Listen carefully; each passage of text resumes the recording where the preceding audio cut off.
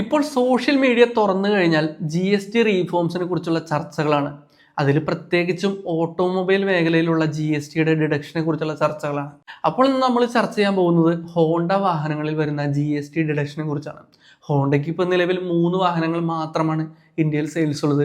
Amaze, city, elevate എന്നീ 3 വാഹനങ്ങൾ. ഈ അമേസിൽ തന്നെ സെക്കൻഡ് ജനറേഷനും തേർഡ് ജനറേഷനെയും അവർ ഒരുമിച്ച് വിൽപ്പന നടത്തുന്നുണ്ട്. അപ്പോൾ അമേസിൻ്റെ സെക്കൻഡ് ജനറേഷനിലേക്ക് വന്നു കഴിഞ്ഞാൽ ഏകദേശം 72,000 രൂപയുടെ പ്രൈസ് ഡിഡക്ഷനാണ് അമേസ് സെക്കൻഡ് ജനറേഷൻ വരുന്നത്.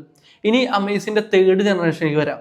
തേർഡ് ജനറേഷനിലേക്ക് വരുമ്പോൾ 95,000 രൂപയുടെ പ്രൈസ് ഡിഡക്ഷൻ ഈ തേർഡ് ജനറേഷൻ അമേസിന് വരുന്നുണ്ട്.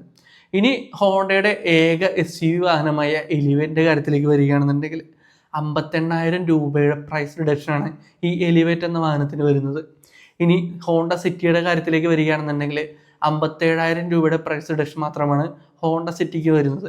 എന്താണെന്ന് വെച്ചാൽ ഈ എലിവേറ്റ്, ഹോണ്ട സിറ്റി എന്നീ വാഹനങ്ങൾ എബോവ് 4 മീറ്റർ വാഹനങ്ങളായതുകൊണ്ട് തന്നെ ഈ വാഹനങ്ങൾക്ക് 40% GST ആണ് വരുന്നത്.